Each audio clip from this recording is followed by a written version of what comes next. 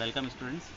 आज मैं अपने यूट्यूब चैनल के माध्यम से 27 जुलाई से होने वाली ऑनलाइन जो ऑल इंडिया एसआई बैच के एग्ज़ाम होने वाले हैं उसमें फिफ्थ पेपर के बारे में कुछ आपको जानकारी उपलब्ध कराऊंगा। जो भी स्टूडेंट्स जो आगामी 27 जुलाई से होने वाली परीक्षा देने जा रहे हैं उसमें एक फिफ्थ पेपर जो आता है वो व्यापारिक प्रतिष्ठानों के बारे में अभी तक लॉन्ग क्वेश्चन आते थे लिखने के लिए और 2 घंटे का मात्र पेपर होता था, 50 नंबर का पेपर आता था।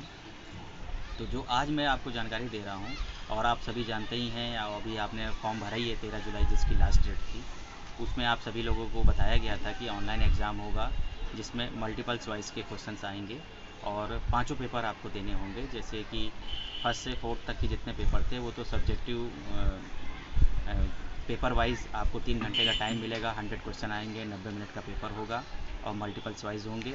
आपकी कोई निगेटिव मार्किंग नहीं होगी।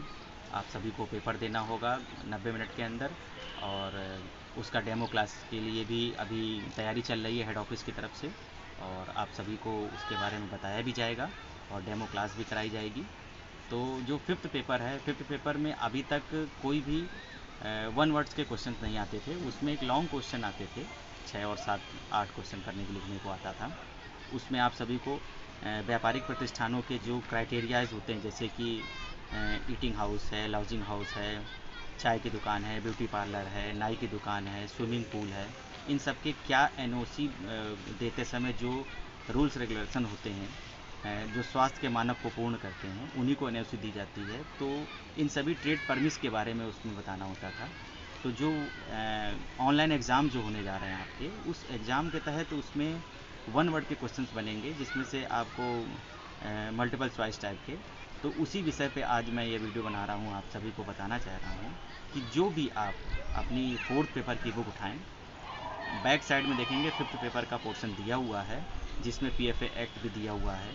इन सबको आप डीपली एक एक लाइन को पढ़ें और उसमें ज़्यादातर आपको एक यहाँ पर मैं आपको बताना चाहूँगा कि ज़्यादातर क्राइटेरिया यानी कि जो रूल्स रेगुलेशन होते हैं किसी भी व्यापारिक प्रतिष्ठान को खोलने के लिए, जैसे जूस की दुकान है, चाय की दुकान है, ईटिंग हाउस है, इन सबको बनाने के लिए, तो उन सब का एक क्राइटेरिया होता है कि उसका रूम कितने मिनिमम रूम होने चाहिए और किस रूम में सर्विस व्यवस्था होनी चाहिए, किस रूम में स्टोर बनाना है और किस रूम में आपको कोई अन्य लोकेशन होते हैं, किस रूम में आपको सर्विस देनी है, किस रूम में आपको स्टोर करना है किसी सामान को।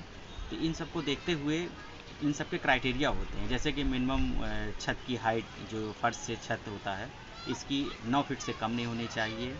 ईटिंग हाउस की अगर हम बात करें, कोई भोजनालय किसी को खोलना है कमर्शियल यूज़ के लिए, तो उसमें मिनिमम 3 रूम्स होने चाहिए। एक रूम सर्विस रूम के रूप में होना चाहिए, दूसरा रूम स्टोर के रूप में होना चाहिए, तीसरा रूम जो होता है वो एक रसोई घर के रूप में होना चाहिए। तो रसोई घर और जो सर्विस रूम होगा जहाँ पर खाना परोसने की व्यवस्था है, उन सब का आकार दोनों का एक ही होना चाहिए और जो स्टोर होता है इन दोनों के कुल क्षेत्रफल का 1/3 के आसपास होना चाहिए मिनिमम, और मैक्सिमम जितना भी आप बना सकते हैं उसमें इस तरह की क्राइटेरियाज होते हैं।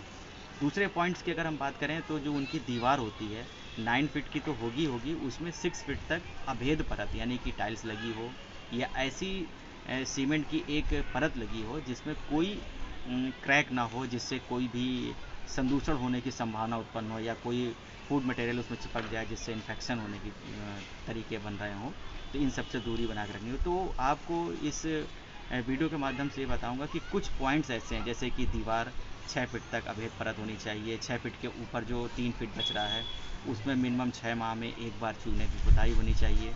ये 2 पॉइंट हो गए। तीसरा, मिनिमम छत की ऊंचाई 9 फीट होनी चाहिए और कर्मचारी संदूषण मुक्त, यानी कि जैसे कि किसी कोई संक्रामक रोग से ग्रसित ना हो, जैसे स्कैबीज हुआ या कोई फोड़े फुंसी हुए या अन्य कोई संक्रामक रोग जैसे खांसी हुआ या पस संबंधित रोग जैसे कि कान से कोई पस आ रहा हो, आँख में कोई इन्फेक्शन हो, इस प्रकार का कोई संक्रामक धारी रोग ना होने चाहिए जिससे किसी दूसरे व्यक्ति या स्वस्थ व्यक्ति में वो बीमारी ट्रांसमिट होने पाए।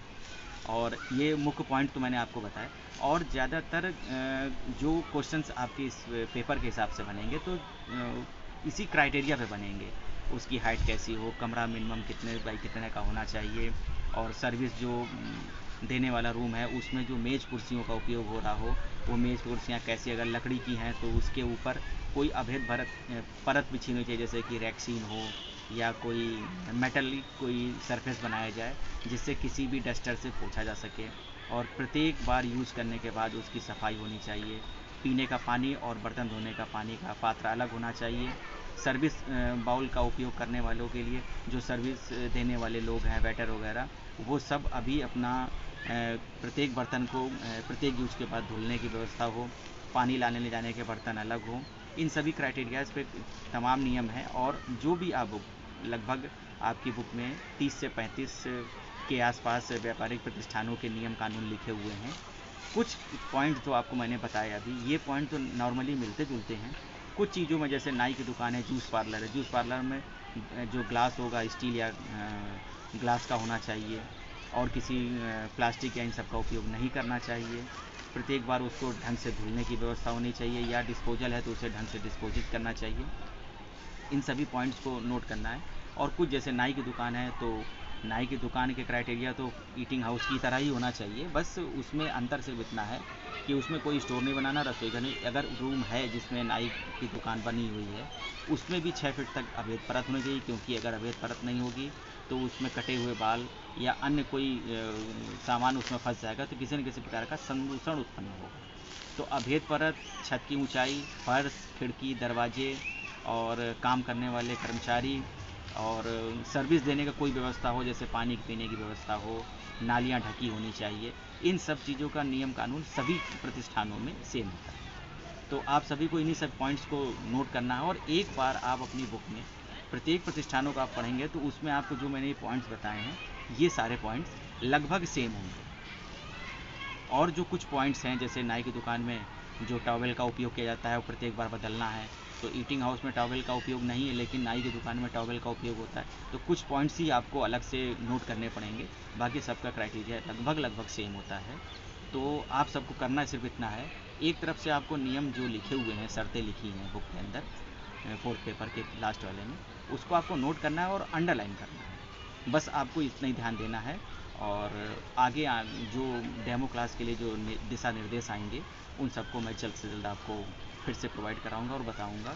और यूट्यूब चैनल के माध्यम से अगर आपको इस वीडियो में कोई समस्या उत्पन्न हो रही हो तो कमेंट ज़रूर करें और ज़्यादा से ज़्यादा लाइक और शेयर ज़रूर करें।